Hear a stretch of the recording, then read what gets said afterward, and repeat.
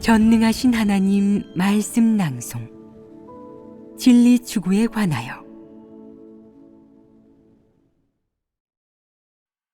어떻게 진리를 추구해야 하는가? 8. 앞서 어떻게 진리를 추구해야 하는가에 관한 첫 항목인 내려놓기를 교제했다. 내려놓기 방면에서 첫 번째로 교제한 것은 갖가지 부정적 정서 내려놓기였다. 주요하게는 사람의 갖가지 부정적 정서를 교제하고 분석하여 부정적 정서 아래에 감춰져 있는 올바르지 않고 치우친 사상 관점을 해결하는 것이었다. 맞느냐? 즉, 사람 마음 속의 부정적 정서를 해결하여 여러 사람과 일, 사물에 대한 내면 깊은 곳에 갖가지 부정적 사상 관점을 해결한다. 물론 갖가지 부정적 정서를 폭로하고 분석하여 사람에게 올바른 사상 관점과 인식을 심어줌으로써 사람의 갖가지 부정적 정서를 해결하기도 한다. 또한 현실 생활 속에서든 인생길에서든 어떤 일이 임할 때마다 잘못되고 치우친 사상 관점 탓에 곤혹스러워지거나 그것에 결박당하는 대신 긍정적이고 올바르고 진리에 부합하는 사상 관점으로 그날그날의 생활과 매일 임하는 사람과 일, 사물을 대하게 한다. 그렇게 함으로써 현실 생활 속에서 어떤 사람과 일, 사물이 임했을 때 사람이 혈기의 방식으로 대하지 않고 정상 인성의 양심과 이성 안에서 살며 하나님이 가르쳐준 정확하고 올바른 방식으로 이성적으로 생활과 인생길에서 직면하거나 체험하는 모든 일을 마주하고 처리할 수 있게 한다. 이러면 사람이 올바른 사상 관점의 인도와 영향하에 생활하게 되는 한편 그런 긍정적인 사상 관점의 인도와 영향하에서 모든 일을 올바르게 처리하게 된다. 물론 모든 일을 올바르게 처리하게 되는 것이 궁극적인 목적은 아니다. 궁극적인 목적은 하나님을 믿는 사람이 반드시 도달해야 하는 하나님을 경외하며 악에서 떠나고 하나님께 순종하고 하나님의 지배와 안배 및 하나님이 마련한 모든 환경에 순종하는 경지에 도달하는 것이다. 당연히 하나님이 주재하는 내 운명에 순종하면서 임하는 모든 사람, 일, 사물과 환경 속에서 이성적으로 살아가는 것이기도 하다. 결론적으로 교제하고 분석하는 것이 사람의 부정적 정서이든 아니면 부정적인 사상관점이든 전부 피조물이 응당 걸어야 할 길과 하나님이 요구한 정상인이 걸어야 할 인생길에 관계된다. 물론 지음받은 인류에게 반드시 있어야 할 사람과 일을 바라보거나 처신하고 일을 처리하는 원칙과도 관계된다. 갖가지 부정적 정서를 내려놓는 것이 겉보기에는 사람의 부정적 정서를 해결하고 부정적 정서에 감춰진 사람의 각종 부정적이고 그릇되고 터무니없는 사상관점을 해결하는 것이지만 사실상 본질적으로는 사람을 인도하고 사람에게 공급하고 도움을 준다고 할 수 있다. 또는 어떻게 처신해야 하는지, 여러 환경과 사람, 일, 사물에 직면했을 때 어떻게 진정한 사람답게 정상적인 사람답게 행동해야 하는지, 어떻게 이성적인 사람답게 행동해야 하는지, 하나님의 요구대로 하나님이 사랑하는 사람답게 행동해야 하는지, 하나님이 연락하는 사람답게 행동해야 하는지를 가르쳐 준다고도 할 수 있다. 그것은 다른 방면의 진리 원칙과 마찬가지로 사람의 처신 방법과 관계된다. 갖가지 부정적 정서를 내려놓으라는 말이 겉보기에는 그저 일종의 사소한 정서에 관계되거나 사람이 오늘을 사는 일종의 상태에 관계된 것 같지만 사실상 그러한 정서와 단순한 상태는 사람이 걷는 길과 관련되고 사람의 처신 원칙과 관련된다. 사람이 보기에는 대수롭지 않고 언급할 가치가 없는 것 같겠지만 그것은 다양한 사람과 일, 사물이 임했을 때 사람이 가지는 관점 및 입각하는 위치와 입장에 관계되므로 사람의 처신과 관계된다. 더 구체적으로는 사람과 일을 바라보거나 처신하고 일을 처리하는 것과 관계된다. 사람과 일을 바라보거나 처신하고 일을 처리하는 것과 관계되기 때문에 그러한 부정적 정서와 부정적 사상 관점은 모두 사람이 일상생활 속에서 부단히 자신을 성찰하고 반성할 것이 필요하다.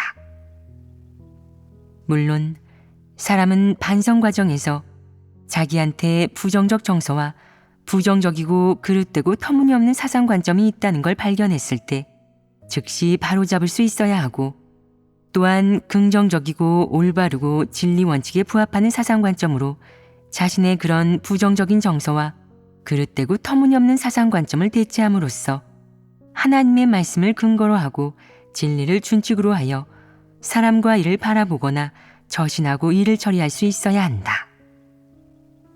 이는 사람이 성품 변화를 통해 하나님의 마음에 합하고 하나님을 경외하며 악에서 떠나는 데 이르는 길이기도 하다. 여기까지 우리가 교제한 것은 기본적으로 어떻게 진리를 추구해야 한가의 첫 항목인 내려놓기의 주요 내용이다.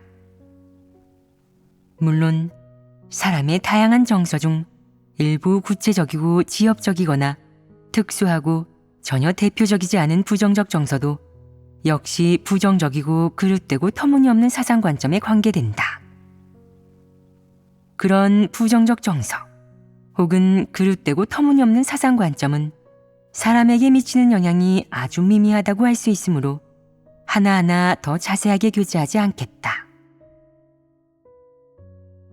앞서 교제한 모든 부정적 정서는 기본적으로 사람의 현실 생활 속에 혹은 인생길에 존재하는 문제를 대변할 수 있다.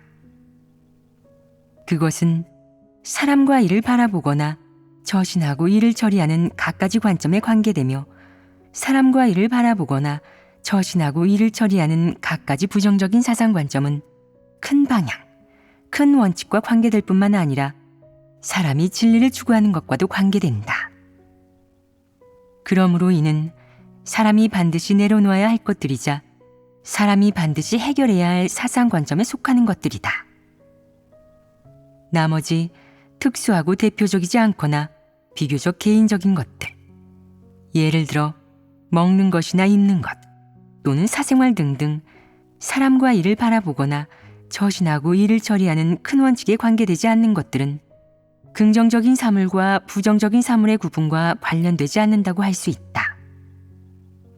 그러므로 그런 것들은 우리가 교제하는 화제의 범주에 속하지 않는다.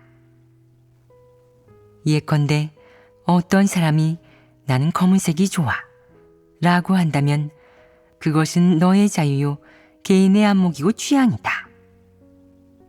그것이 원칙과 관계되느냐?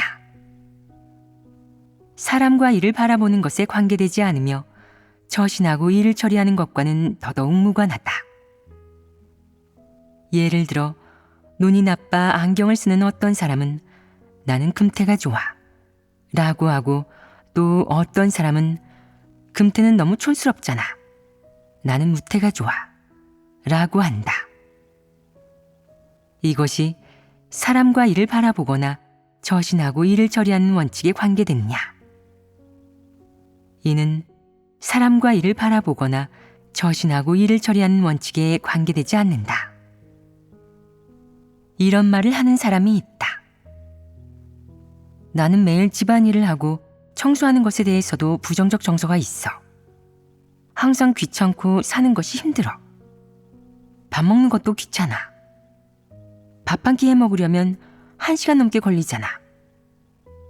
먹고 난 다음에는 그릇이랑 조리도구도 씻어야 하고 주방 정리도 해야 하고. 그런 일이 너무 성가셔. 또 누군가는 이런 말을 한다. 산다는 것은 진짜 귀찮은 일이야.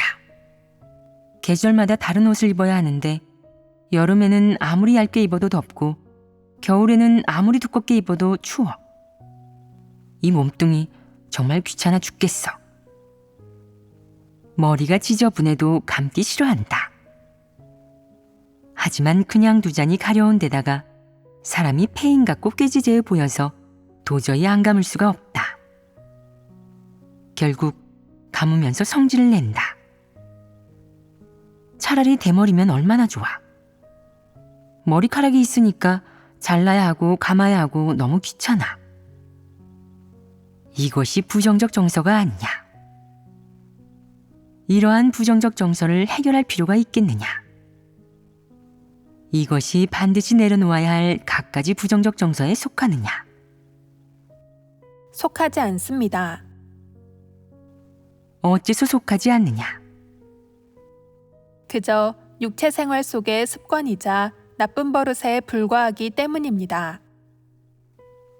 이러한 일상생활 속의 잡다한 일들은 여자들의 경우, 특히 성인 여성의 경우에는 스스로 씻고 닦고 치우면서 그럭저럭 감당할 수 있다.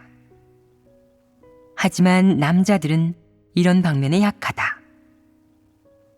밥을 하고 옷을 빨고 집안일 하는 것을 귀찮아한다. 특히 옷을 빨아야 할 때면 근심이 많다. 빨자니 하기 싫고 안 빨자니 너무 더러운 데다가 남들이 비웃을 것 같아 물에 대충 헹구고 끝낸다. 일상생활 속의 잡다한 일에 대한 처리 방식과 마음가짐은 성별에 따라 조금 차이가 난다. 여자는 상대적으로 꼼꼼하고 신경을 쓰는 편이다. 위생에 주의하고 체면을 따진다. 남자는 여자에 비해 서투르지만 그렇다고 그것이 잘못은 아니다. 단 지나치게 불결하면 좋지 않다. 특히 다른 사람들과 함께 생활하면서 나쁜 습관을 많이 드러내 남들이 싫어하게 한다면 그것은 인성의 결함이 있는 것이다. 극복할 것은 극복하고 해결할 것은 해결해야 한다. 조금 부지런해져서 자기 생활 범위 안의 물건을 잘 정리해야 한다. 옷과 이불은 깔끔하게 개고 업무 환경은 하루 이틀이나 2, 3일에 한 번씩 청소하고 깨끗이 정리해야 한다. 남들이 싫어하지 않을 정도로 하면 된다. 이토록 간단하다. 곤란해할 것도 없다. 그렇지 않으냐. 목욕하고 옷을 갈아입는 주기는 다른 사람에게 불쾌감을 주지 않을 정도면 된다. 그것이 기준이다. 너무 오래 목욕을 안 하고 머리를 안 감고 옷을 안 갈아입어 몸에서 냄새가 나는 통에 사람들이 내게 가까이 가려 하지 않을 정도라면 그것은 부적절한 일이다. 적당히 관리를 해야 한다. 적어도 다른 사람들을 불쾌하게 하거나 사람들이 너와 이야기할 때 코나 입을 막고 거북해하게 해서는 안 된다. 사람들이 너를 그렇게 대해도 아무렇지 않고 상관없다면 계속 살던 대로 살아라. 내게 과한 요구를 하는 사람은 없다. 내가 받아들일 수 있으면 된다. 만약 내가 체면이 깎인다고 생각한다면 개인생활 환경과 위생을 최대한 잘 관리해라. 다른 사람이 싫어하지 않을 정도면 된다.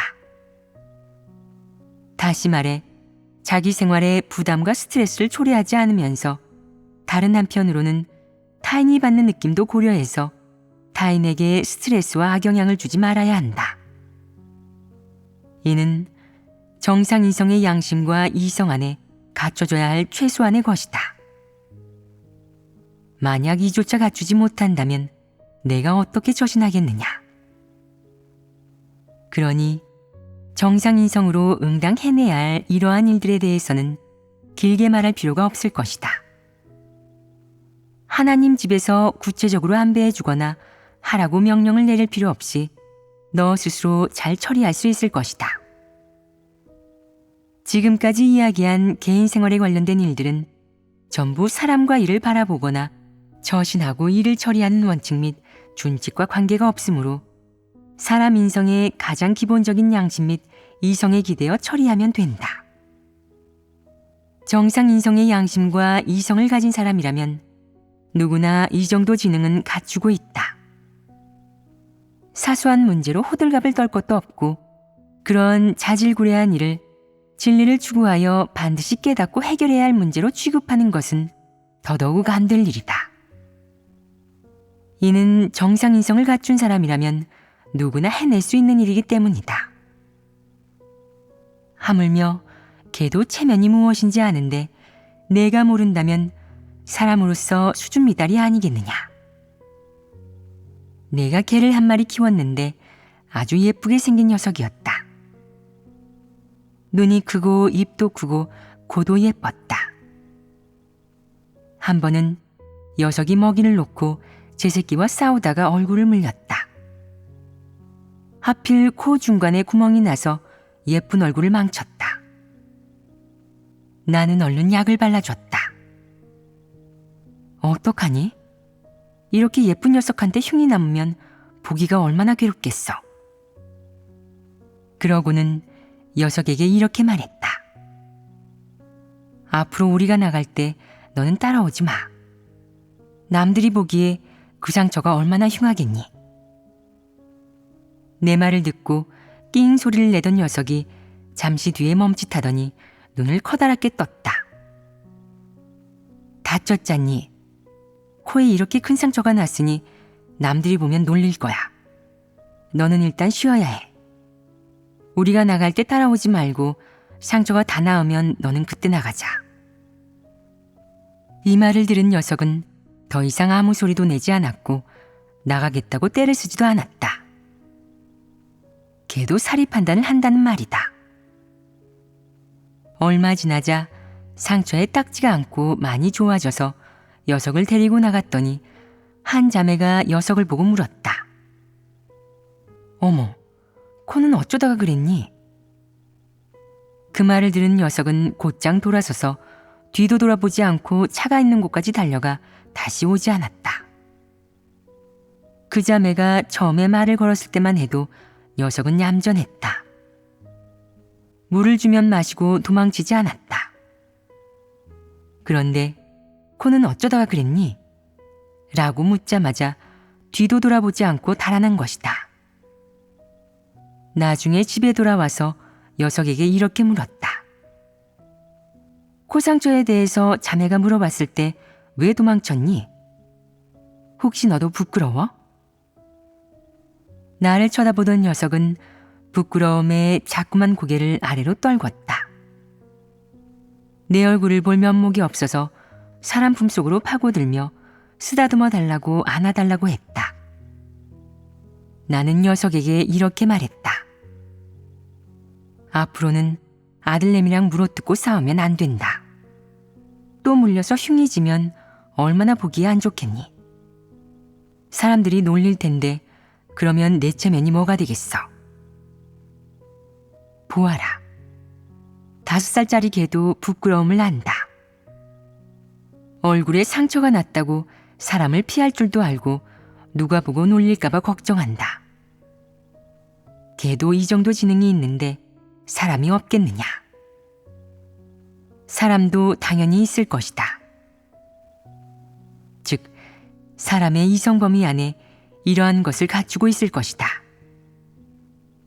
체면이 무엇이고 사람들에게 도움이 된다는 것이 무엇인지, 사람들이 싫어하지 않고 반감을 품지 않는다는 것이 무엇인지, 이에 대한 기준이 자기 마음속에 있을 것이다.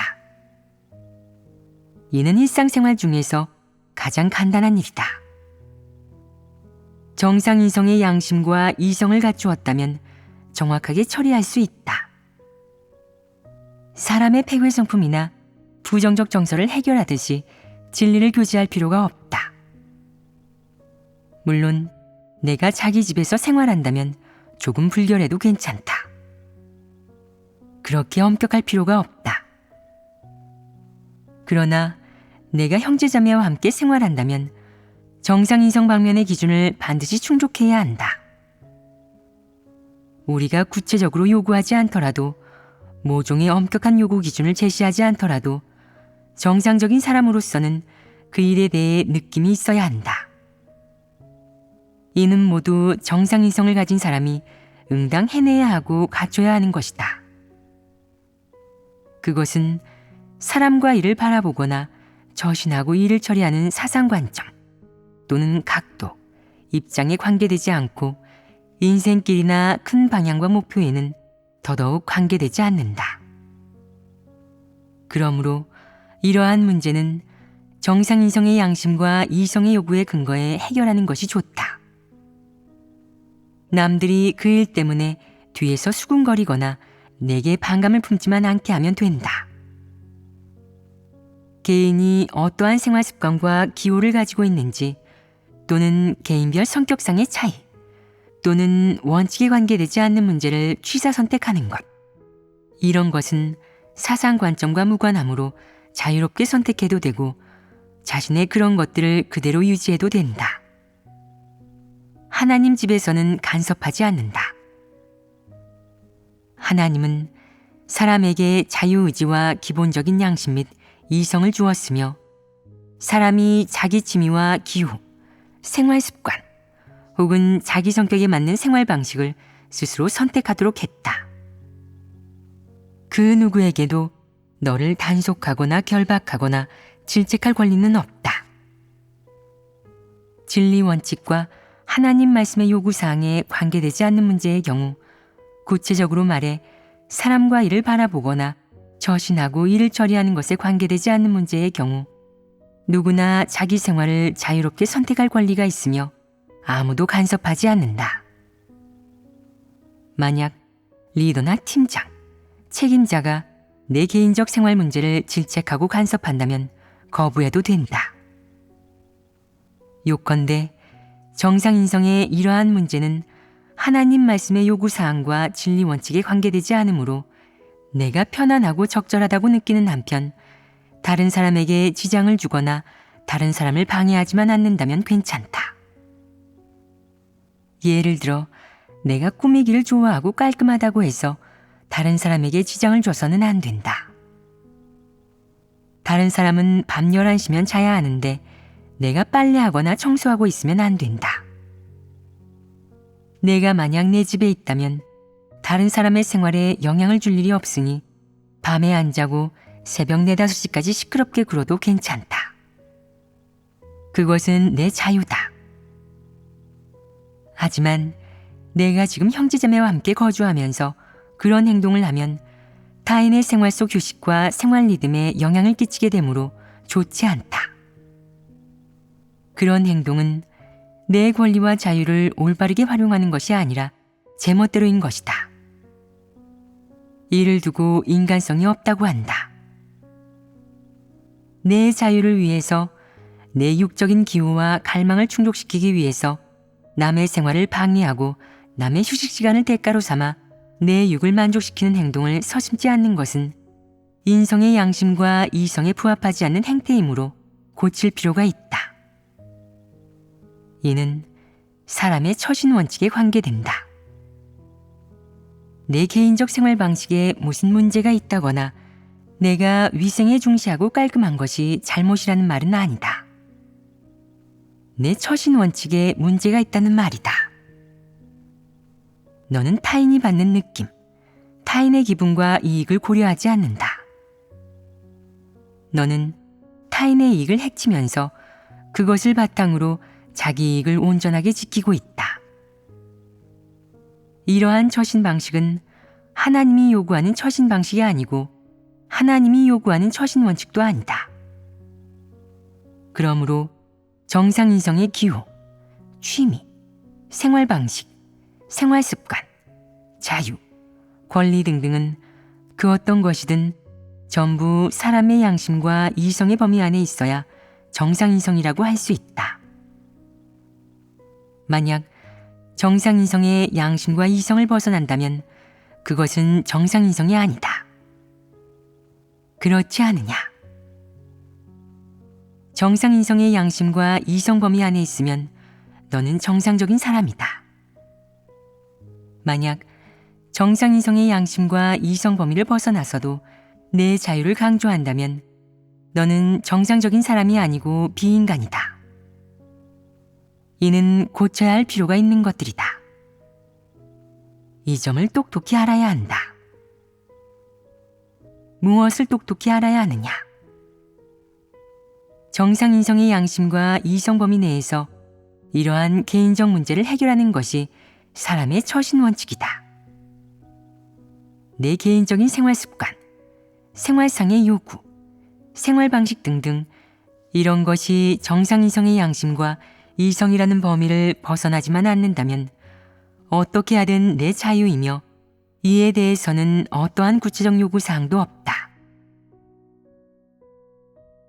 어떻게 진리를 추구해야 하는가의 첫 항목, 내려놓기 중 열등감, 증오, 분노, 의기소침, 근심, 염려, 걱정, 억압감 등등 갖가지 부정적 정서를 내려놓는 것에 관해 교제해야 할 굵직한 방향 문제와 원칙에 관계되는 문제는 기본적으로 이 정도다.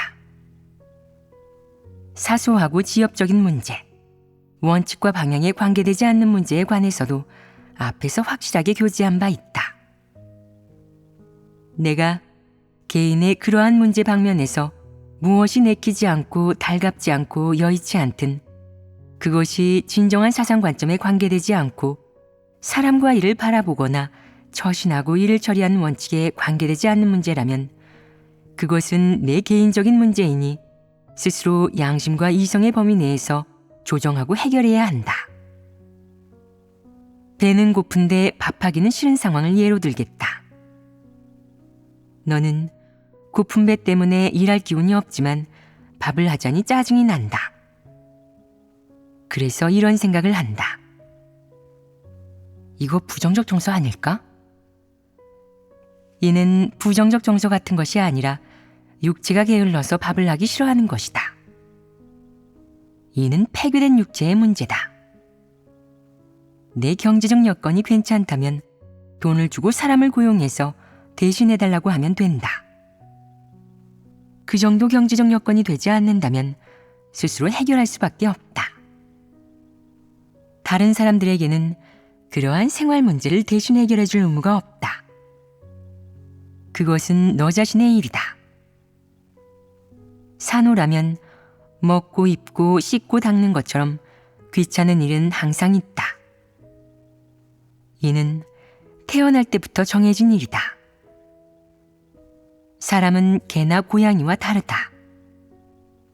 개나 고양이를 키우면 주인이 먹이와 물을 책임져야 한다. 배고플 때 먹이를 줘야 한다. 하지만 사람은 그렇게 얻어먹을 수 없다.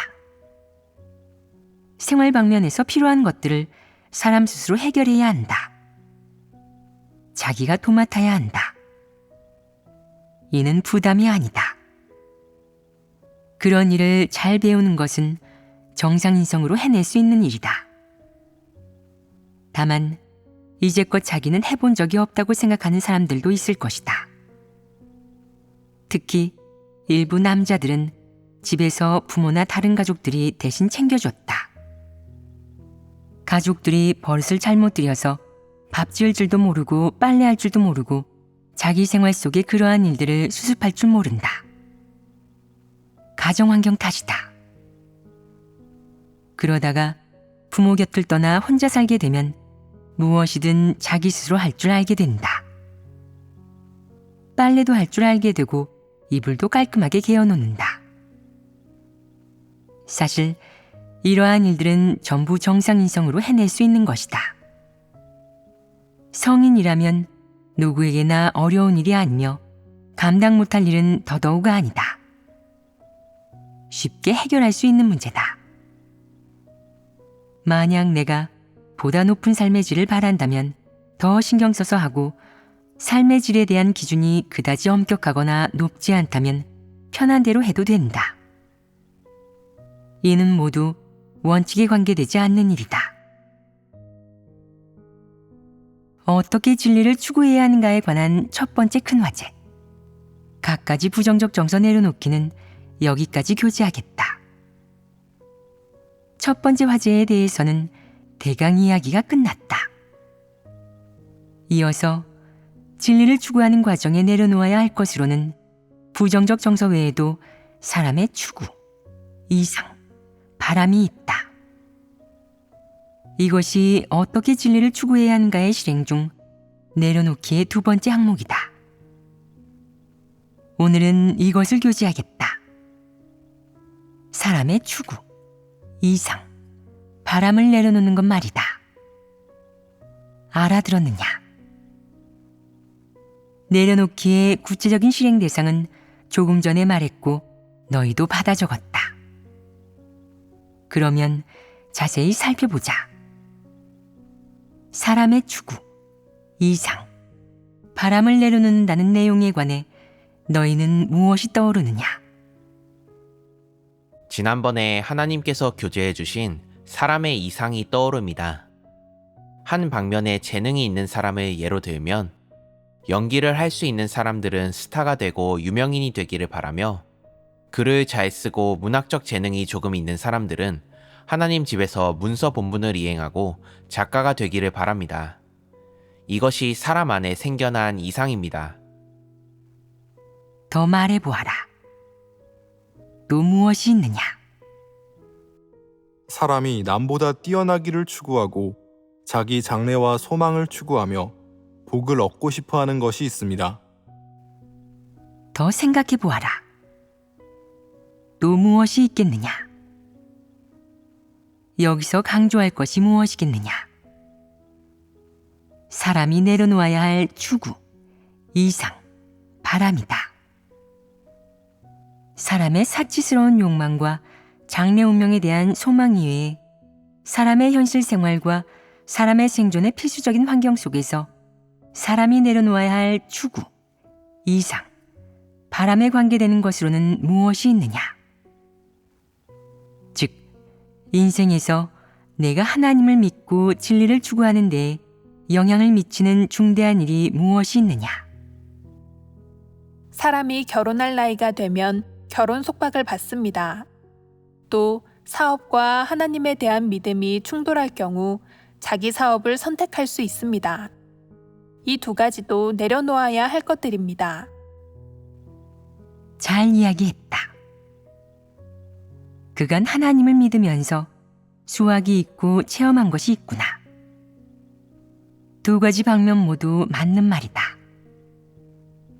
한 가지는 결혼이고 다른 한 가지는 사업이다. 인생길에는 평생에 관계되는 큰일이 몇 가지 있는데 이 두 가지 역시 거기에 속한다. 결혼은 누구에게나 큰일이다. 사업 역시 누구에게나 피할 수도 벗어날 수도 없는 큰일이다. 이 두 가지 외에 또 다른 큰일이 있느냐? 가정, 부모, 자식을 대하는 방면이 있습니다. 이런 일이 하나님을 믿고 진리를 추구하는 것과 충돌하면 사람은 비교적 내려놓기를 어려워합니다. 계율을 열거할 때 그렇게 길게 말해서는 안 된다. 조금 전에 하나는 결혼, 하나는 사업을 언급했다. 그러면 이 화제는 어떻게 말해야 하겠느냐? 가정입니다. 그렇다. 가정 역시 큰 항목이다. 이는 누구나 관련되지 않느냐? 누구나 관련된다. 게다가 아주 구체적이고 대표성이 있다. 결혼, 가정, 사업은 모두 큰 화제다. 또한 모두 사람의 추구, 이상, 바람이라는 주제와 관련되기도 한다. 사람의 추구, 이상, 바람을 내려놓는 것에 관계된 화제는 크게 네 가지가 있다. 너희는 세 가지를 맞췄다. 참으로 훌륭하다. 보아하니 이 화제는 자세히 교제할 필요가 있겠다. 이는 너희 마음속에 이미 존재하던 화제이며 너희의 생활 혹은 분량, 체험과 비교적 밀접한 것이다. 또 하나는 사실 아주 간단하다. 무엇이겠느냐? 바로 사람의 취미와 관심사다. 간단하지 않으냐? 어째서 사람의 취미와 관심사라고 이야기하겠느냐? 깊이 생각해 보아라. 취미와 관심사가 우리가 교제하려는 사람의 추구, 이상, 바람에 관계되느냐? 결혼도 관계되느냐? 가정은 관계되느냐? 사업은 관계되느냐? 사업도 관계된다. 이 네 가지 내용은 모두 사람의 추구, 이상, 바람과 관계가 있다. 즉, 전부 다 사람이 마음속 깊숙이 품고 있는 그것에 대한 상상과 구체적 요구, 혹은 육체적, 감정적으로 얻고 싶은 바와 관계된다. 즉, 각기 다 구체적인 것, 구체적인 추구가 있으며 사람이 이를 위해 치르는 노력 및 대가와 관련된다. 네 가지 모두 사람 일생의 사상 관점에 관계되고 영향을 주며 사람의 올바른 추구 목표에 영향을 미친다. 물론 사람과 일을 바라보거나 처신하고 일을 처리하는 방식과 방법에도 영향을 끼친다. 내가 이렇게 개괄적으로 말하면 너희가 잘 알아듣지 못하고 이해하기가 힘들 수도 있다.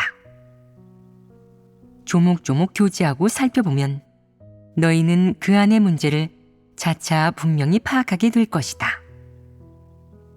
문제를 파악한 뒤에는 거기에서 사람이 응당 실행하고 준수해야 할 원칙을 찾아내게 된다. 첫 번째로 우선 취미와 관심사를 보겠다. 취미와 관심사. 이는 당연히 사람이 일시적으로 기분이 좋아져서 어떠한 일을 하고 싶어 하거나 일시적으로 무언가를 좋아하고 무언가를 배우고 싶어 하는 것과 관련되지 않는다. 일시적인 것과는 무관하다. 여기서 말하는 취미와 관심사는 진정으로 사람의 정신세계 및 마음 깊은 곳에 존재하는 일종의 지향이자 추구이며 더 나아가 사람의 행동이 있고 이를 위해 대가를 치를 계획이 있고 더욱이 이러한 취미와 관심사를 충족시키거나 더 가지기 위해 혹은 자기 취미 및 관심사와 관련된 일에 종사하기 위해 사람이 하는 구체적 노력과 분투가 있는 것이다. 여기서 말하는 취미와 관심사란 사람이 이를 위해 목표를 세우고 이상을 가진 것이며 더 나아가 이를 위해 대가를 치르고 에너지를 쏟고 구체적인 행동을 한 것이라고 말할 수 있다. 예컨대 자기 취미와 관심사를 위해 관련 지식을 익히고 일상생활에서 시간을 주로 그 취미와 관심사에 관련된 지식을 학습하고 실천하고 몸소 경험하는 데에 할애하는 것이다. 그림 그리기를 아주 좋아하는 것이 취미이자 관심사인 사람을 예로 들겠다. 여기서 가리키는 그림 그리기는 인물 하나 혹은 풍경 한 폭을 그리는 것처럼 간단한 수준이 아니다. 그렇게 간단한 취미 및 관심사가 아니고 소묘, 산수화, 인물화 등 다양한 회화 테크닉을 배우는 것이다. 더 나아가 유화와 수묵화까지 배우는 사람도 있다. 이렇게 배우는 목적은 그저 취미와 관심사이기 때문만은 아니라 회화에 대한 자신의 취미와 관심사로 말미암아 꿈이 생기고 이상을 가지게 되고 자기 바람도 생겼고 심지어 이를 위해 필생의 에너지를 쏟아 회화를 배움으로써 이상적인 화가가 되어 회화를 업으로 삼고 싶어하는 것이다. 미술 일에 종사하려면 아주 많은 사전 준비가 필요하다. 예를 들어 전문 교육기관에 입학해서 수업을 받고 깊이 연구하고 각종 회화 관련 지식을 배우고 현장에 가서 스케치도 해보고 그런 다음에는 전문가 혹은 유명한 선생님에게 가르침을 정하고 대회에 나가는 등의 활동이 있다. 이 모든 활동의 중심에는 그의 추구, 이상, 바람이 존재한다. 물론 그 모든 추구, 이상, 바람은 그의 취미와 관심사를 기반으로 한다. 그러한 취미와 관심사가 있었기에 그의 인생에 추구, 이상, 바람이 생긴 것이다. 어떤 사람은 역사 연구를 좋아한다. 고대사, 현대사, 국사, 세계사 모두에 큰 취미를 느낀다. 큰 취미가 생긴 뒤로 점점 자기가 그 분야의 인재라는 생각이 들고 반드시 해당 분야에 종사해야겠다는 생각이 든다. 그 후 그는 부단히 역사를 공부하고 깊이 연구한다. 그러는 동안 당연히 그의 추구, 이상, 바람이 부지런히 틀을 갖추고 형태가 완성된다. 그는 역사학자가 되고자 한다. 역사학자가 되기 전까지 그의 시간과 에너지 대부분은 자기 취미와 관심사를 중심으로 소비된다. 또 어떤 사람은 경제를 유난히 좋아한다. 숫자와 친하고 경제 방면에 관한 것들을 배우기를 좋아하며 언젠가는 자기가 금융업계에서 실력자 혹은 성공한 인물이 되기를 바란다. 아무튼 그 역시 자기 취미와 관심사를 근간으로 추구가 생긴 것이고 자기 취미와 관심사에 관련된 이상과 바람이 생긴 것이다. 한편으로 그는 이를 위해 시간을 투자하고 몸소 행동하고 대가를 치르고 에너지를 쏟는다. 그리고 자기 취미 및 관심사와 관련된 여러 방면의 지식을 공부하고 연구하고 깊이 파고들고 수학한다. 또 어떤 사람은 문예, 연기, 춤, 노래를 좋아하고 감독 역할을 좋아한다. 이러한 취미와 관심사가 생긴 후 자기 취미와 관심사로 인한 동기부여로 그의 이상과 바람도 점차 틀을 갖추고 형태가 완성된다. 그의 이상과 바람이 점차 그의 인생 목표가 되어갈 때 그는 마찬가지로 이를 위해 열심히 뛰어다니고 바쁘게 일하고 몸소 행동하며 자기 인생 목표를 향해 추구한다. 그런가 하면 교육에 종사하기를 선호하는 사람도 있다. 그는 교육과 관련된 지식, 예를 들어 심리학 등 여러 방면의 지식을 익혀 취미 및 관심사와 관련된 일에 종사하게 된다. 어떤 사람은 디자인을, 어떤 사람은 엔지니어링을, 어떤 사람은 과학기술을, 어떤 사람은 전자를 좋아한다. 또 어떤 사람은 곤충이나 미생물 연구, 그리고 각종 동물의 생활 습성과 생존 법칙 및 그들의 기원에 대한 연구 등등을 좋아한다. 또 어떤 사람은 매스컴을 좋아해서 그 업계에 종사하며 진행자 혹은 앵커, 기자 등등이 되고 싶어 한다. 사람은 자기만의 갖가지 취미와 관심사로 인해 부단히 공부하고 파고들고 점차 이해하게 되며 그런 뒤에는 자기 추구, 이상, 바람이 마음속에서 계속 뚜렷해지는 동시에 틀을 갖춘다. 당연히 추구, 이상, 바람이 점차 틀을 갖추어 가는 동안 사람은 자기 이상과 바람을 향해 노력하고 전진한다. 사람이 하는 구체적인 일 하나하나가 전부 이를 위해 에너지, 시간, 청춘을 쏟는 일이고 더 나아가 감정과 심혈을 쏟는 일이다. 사람의 취미와 관심사가 어떤 업계에 속하든 어떤 범주에 관계되든 그것으로 인해 사람에게 추구가 생기고 그것에 맞는 이상과 바람을 갖게 되면 사람의 인생 목표와 인생의 방향도 확립된다.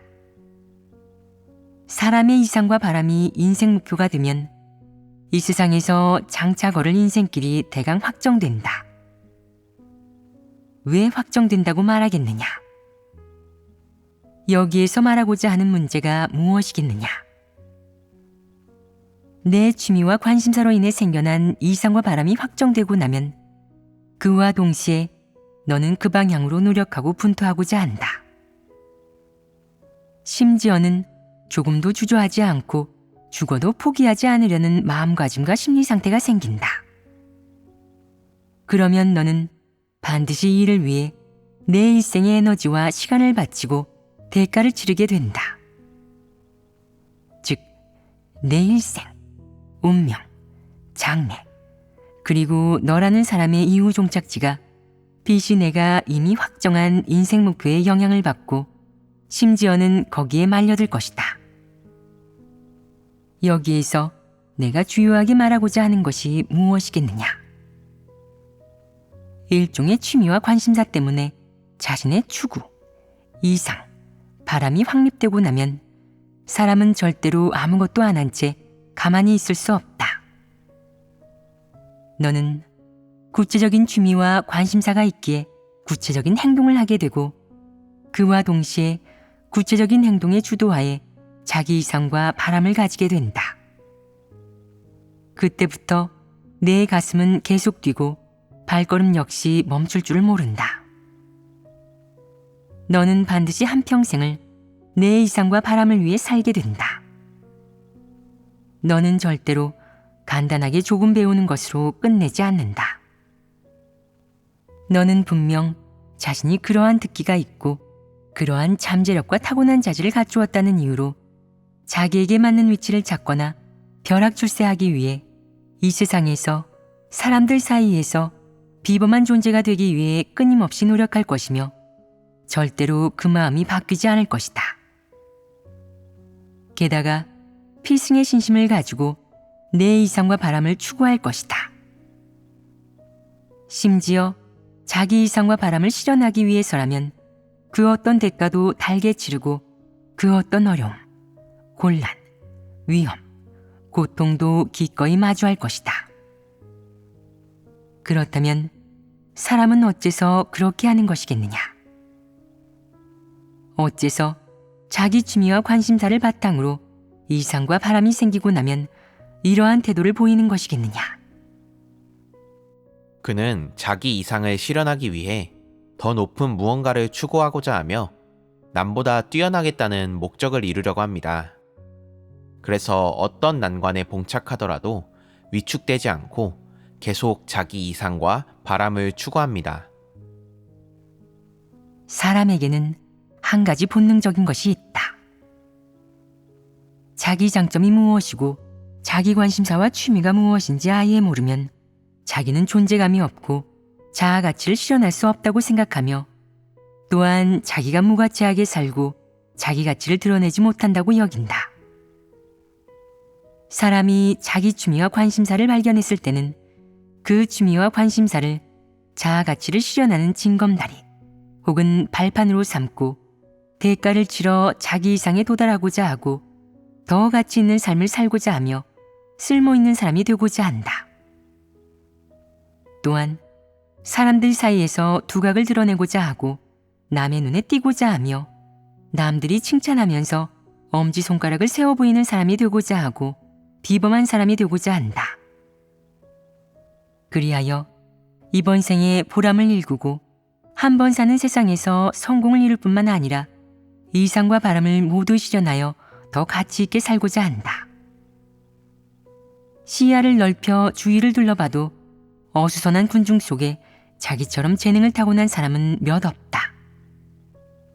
그리고 원대한 이상과 바람을 가지고 결국에는 부단한 노력으로 자기 이상과 바람을 실현하여 자기가 좋아하는 사업을 이루고 원하던 명예, 이익, 위신을 얻고 자기 가치를 드러내고 자아 가치를 실현한다. 이것이 사람이 추구하는 바이다.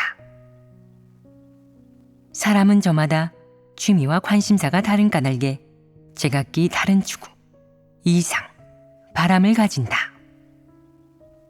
물론 사람이 추구, 이상, 바람을 갖게 된 후 그 이상과 바람이 반드시 실현되리라는 법은 없다. 하지만 사람이 이상과 바람을 가지고 이러한 추구가 생기면 사람은 절대로 평범한 인물로 남을 리가 없다. 속된 말로 한 수 제대로 보여줘서 자기가 보통이 아님을 다른 사람이 알게 할 것이다. 평범한 인물이 되고 싶어하는 사람은 아무도 없다. 이번 생은 그냥 이렇게 살아야죠. 소를 방목해도 되고 농사꾼도 좋아요. 평범한 미장이나 청소부도 상관없고 심지어 택배기사나 음식 배달부라도 괜찮아요. 라고 말하며 이러한 이상을 가진 사람은 없다. 즐거운 택배기사가 되는 것도 이상 아닌가요? 그게 어떻게 이상이에요? 택배회사 사장, 그것도 온 세상에 이름난 사장이 되겠다고 해야 이상과 바람이죠. 기꺼이 보통 사람이 되려는 사람은 없다. 손톱만큼의 관심사와 취미라도 있으면 그것이 사람을 사회적 유명인으로, 좀 이름난 사람으로 만들어줄 가능성이 0.01%라도 있으면 사람은 포기하지 않을 것이다. 그리하여 사람은 엄청난 힘을 발휘하며 이를 위해 그 어떤 대가라도 치른다. 그렇지 않으냐? 사람은 절대로 포기하지 않는다.